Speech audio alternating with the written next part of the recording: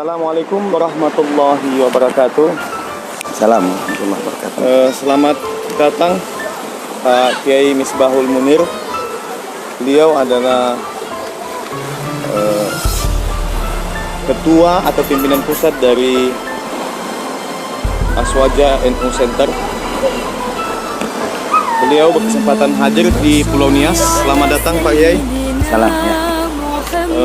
Bagaimana Pak Kiai melihat kondisi Gunung Sitoli hari ini setelah beberapa tahun baru datang kembali ke Nias?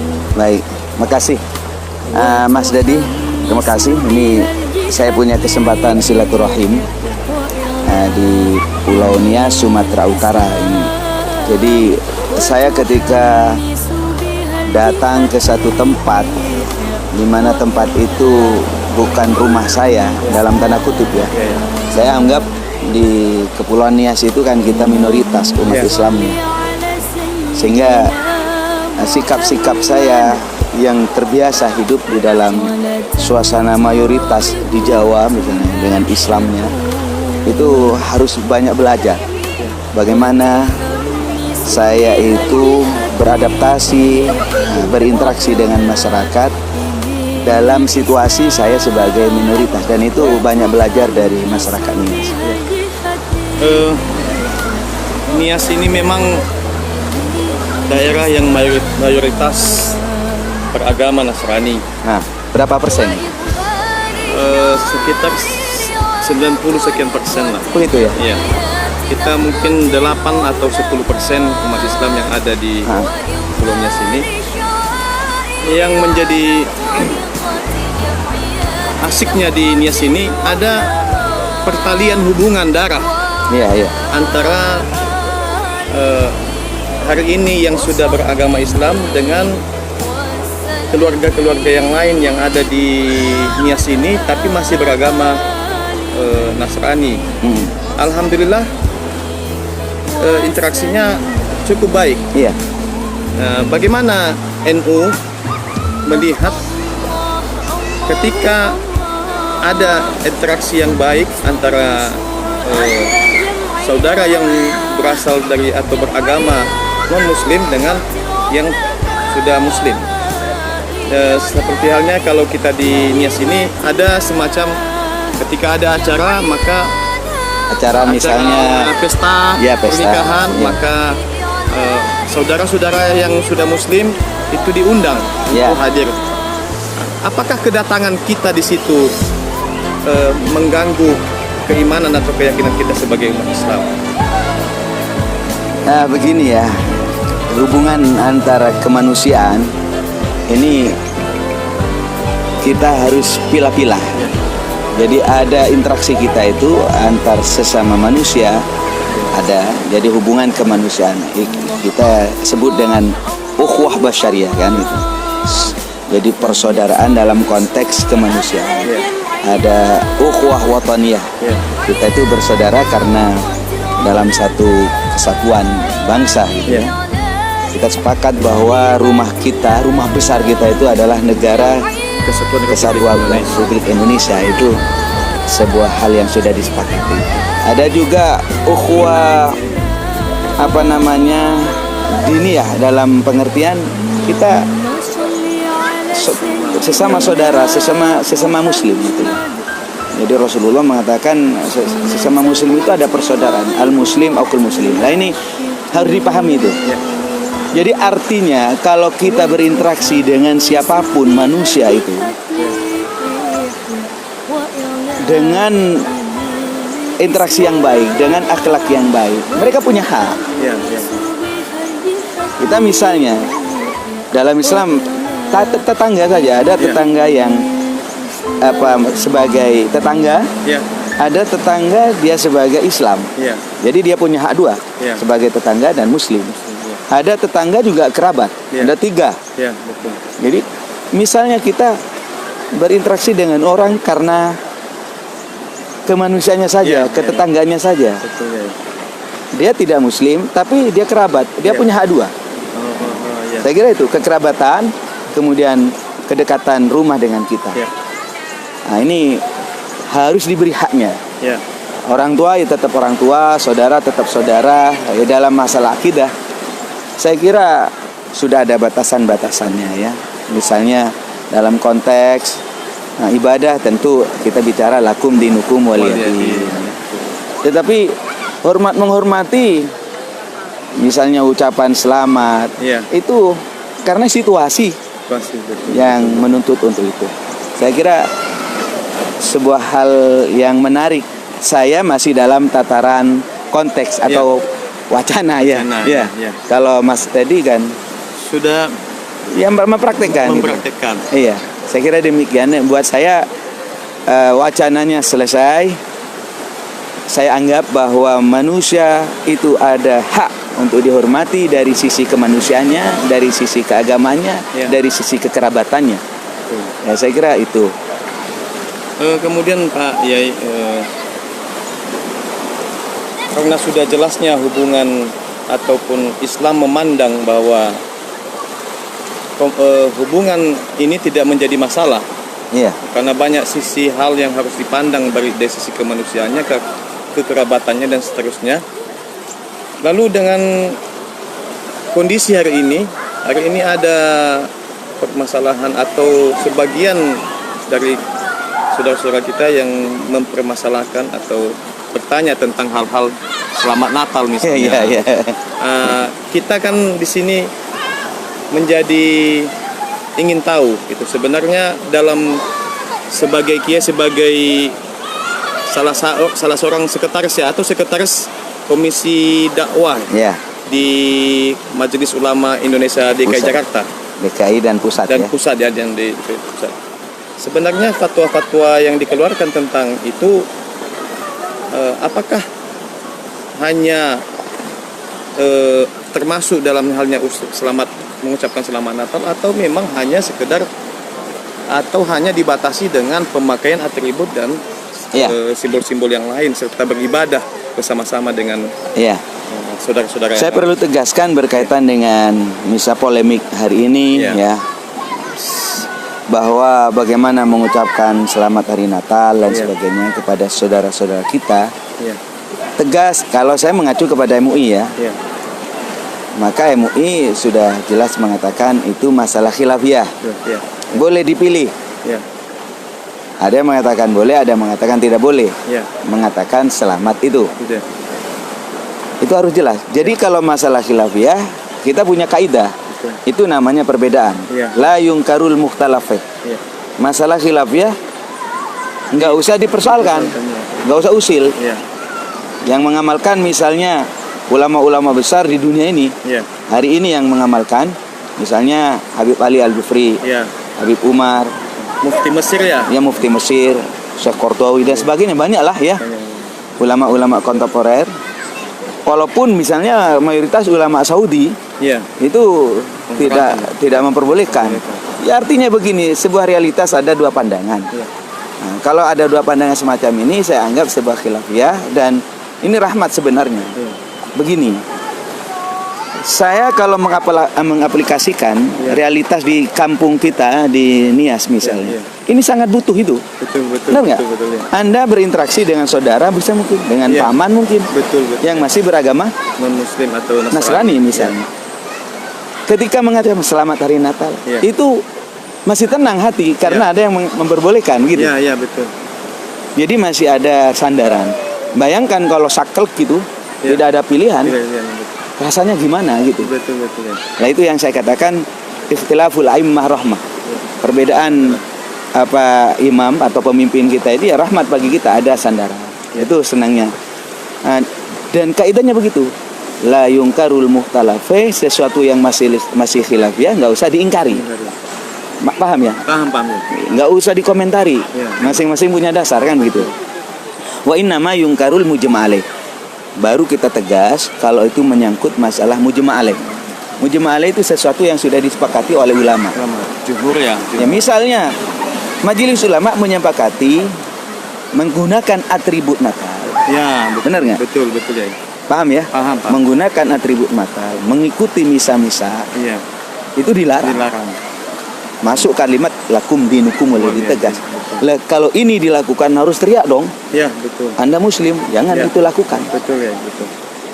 Islam nggak? Oh, saya Islam. Beriman nggak? Beriman. Ya, Tapi kok melakukan itu? Kita tegur. betul ya. Tapi kalau masalah mengucapkan, Anda mengucapkan, saya tidak. Saya ini orang kampung Mas di Jawa Timur. Ya, Kiri kanan saya nggak ada Kristen, nggak iya, ada. betul ya. Nggak ada Nasrani. Iya. Bangun tidur nggak ada angin, nggak ada ombak, kok saya ngomong selamat hari Natal. Ngapain? Ngapain ya, betul ya. Ngapain? Ya, betul. Begitu. Jadi saya lebih memilih pendapat yang mengatakan ya udah nggak usah. Ya. Ya memang nggak ada kebutuhan saya. Ada kebutuhannya. Nah itulah. Jadi dengan dasar itu kita mengatakan ada perbedaan, ada penyimpangan. Ya, Saya ulang, ada perbedaan, ada penyimpangan. Kalau perbedaan boleh loh berbeda, Ya. boleh. Tapi kalau penyimpangan, misalnya ada orang ngaku Islam, Ya, kemudian mengikuti misa misalnya, ya, harus tegas, jangan dibiarkan Ya, itu. betul. Salah ente. ya, betul. Saya kira demikian. Jadi sikap kita jadi berkaitan dengan polemik. Sebenarnya ini polemik lama, Sampai lama, Mas. iya.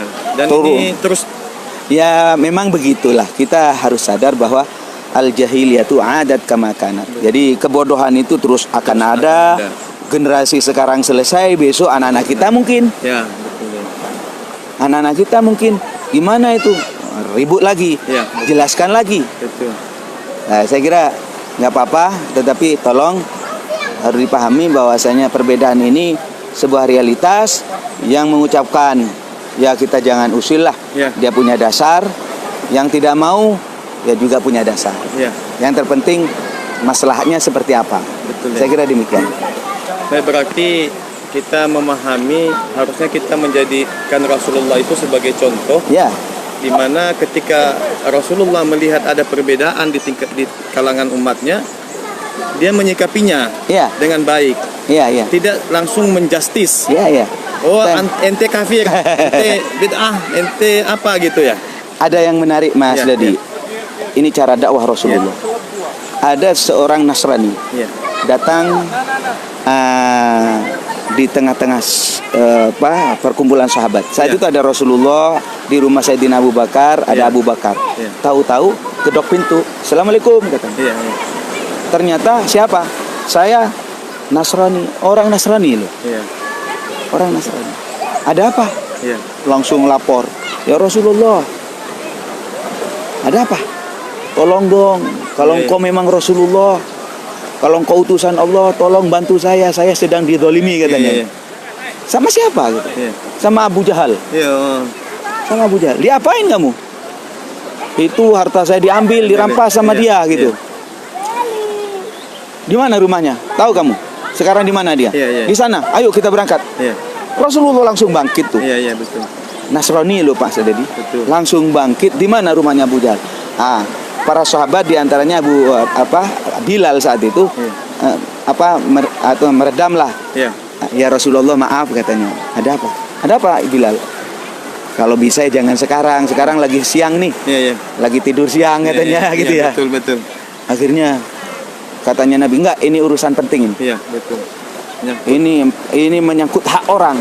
Memang Rasulullah mengajarkan bantulah, tolonglah orang yang zalim dan orang yang dizalimi. iya, iya, betul, betul.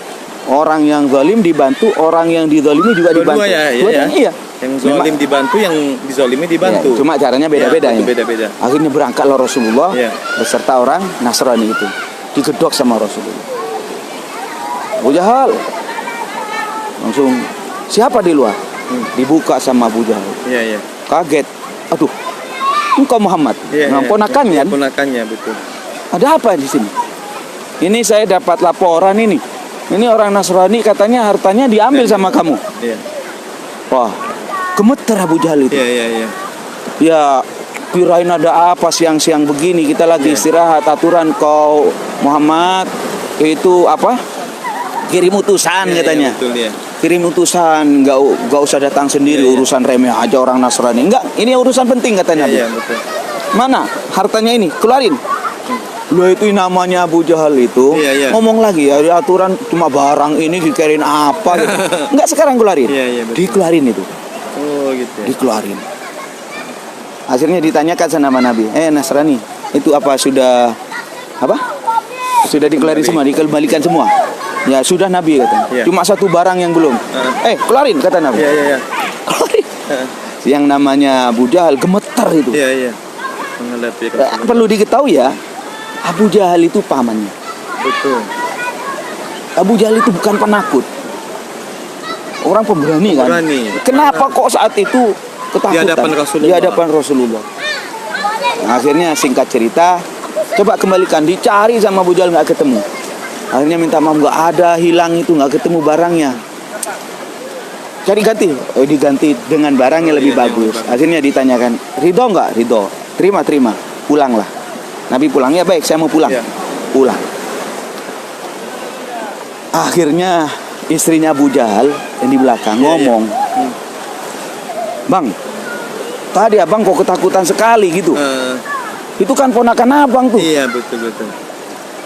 Apa katanya Abu Jahal? Bagaimana aku nggak ketakutan katanya. Ya bagaimana aku nggak ketakutan? Di kiri kanan Nabi itu ada harimau. Ya. Yang seakan-akan mau menerkam saya. Setiap saya mau mengatakan nggak ada atau nggak mau, itu mau menerkam. Iya, betul. Akhirnya apa? Ya saya keluarin semua. Betul. Tolong jangan bilang-bilang katanya Abu Jahal kepada orang lain itu. Lah ini singkat cerita saya dapatkan di kitab Durratun Nasin itu, Mas Teddy.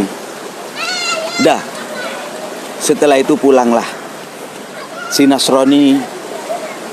Kemudian besoknya datang kepada Rasulullah. Apa sikap dia, pernyataan dia? Ya Nabi, engkau benar-benar Rasul. Ya. Engkau adalah utusan Allah. Agamamu agama yang benar. Mulai detik ini saya masuk Islam, percaya kepada engkau, percaya kepada ajaran engkau, ya Rasulullah. Masuk Islam? Iya. Lah itu cara dakwah. Jangan pentang-pentung. Dengan hasanah ya. Iya, dengan baik. Nah itulah hasil dakwahnya kita rasakan, bagaimana umat Islam seluruh dunia itu harusnya meniru dakwah sikap Rasulullah. Termasuk menyikapi perbedaan-perbedaan. Ya seperti itu. Nah memang umatnya ini ya. Realitasnya begitu. Sampai kapanpun perbedaan tetap akan ada. Namanya perbedaan. Ada perbedaan, ada penyimpangan. Kalau penyimpangan misalnya nih, ya tadi sesuatu yang sudah disepakati khusus di majelis ulama, yang disepakati itu kalau pakai atribut Natal, ikutin misa, ikutin ibadah mereka, sepakat. Ya. Kalau masalah mengucapkan, masalah mukhtalafeh, masalah yang dipersengketakan. Kita boleh. Bukan hanya di Indonesia ya, di ulama sedunia. Sedunia. Jadi ini bisa dipakai di seluruh dunia.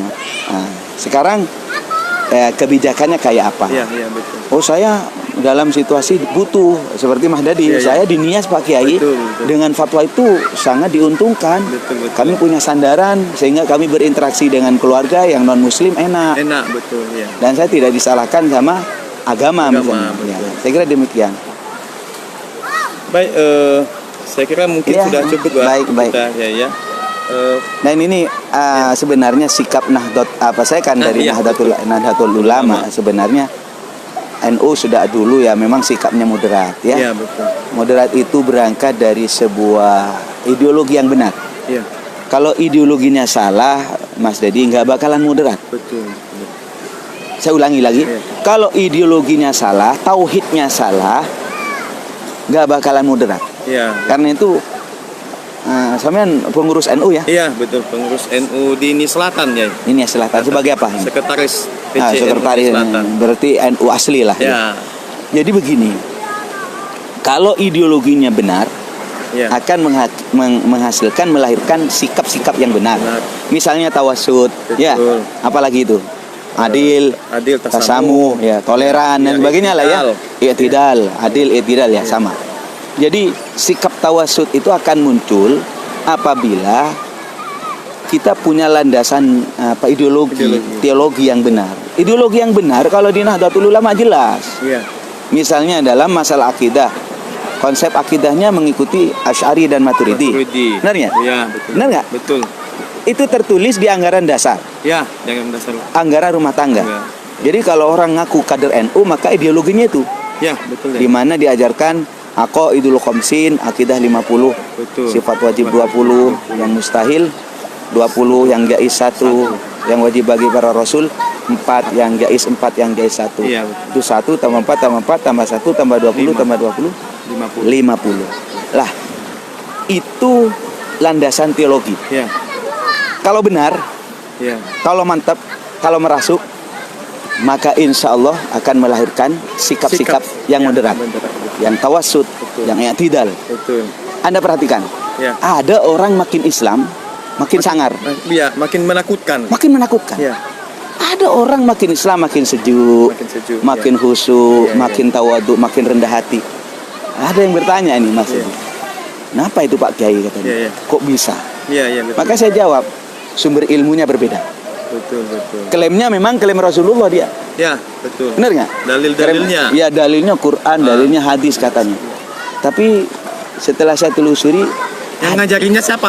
Itu dia. ada mata rantai yang terputus. Betul, betul. Kita berbahagia, saya bangga Ya. sebagai warga Nahdlatul Ulama, apalagi ini pengurus. Ya. Kita harus yakin nahnu ashabul haq. Ya. Kita ini pemilik kebenaran. Benar. Ini harus loh. Masa Anda sebagai pengurus masih ragu? Masih ragu, ya. Iya, jangan-jangan NU salah. Lah, harus nahnu ashabul haq. Nah, karena itu saran saya pada seluruh warga Nahdlatul Ulama dimanapun saja berada, di internal kita kuatkan. Ya. Apa yang dimaksud akidatul khamsin itu? Ya. Untuk apa kita perdalam ideologi ini?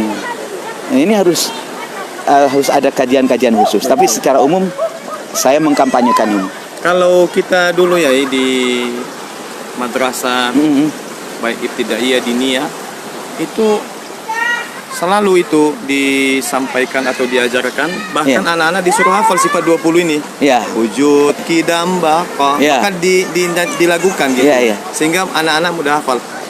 Ya, kita berharap PC NU yang masih ada madrasah yang dikelolanya ini tetap di ini ya di iya.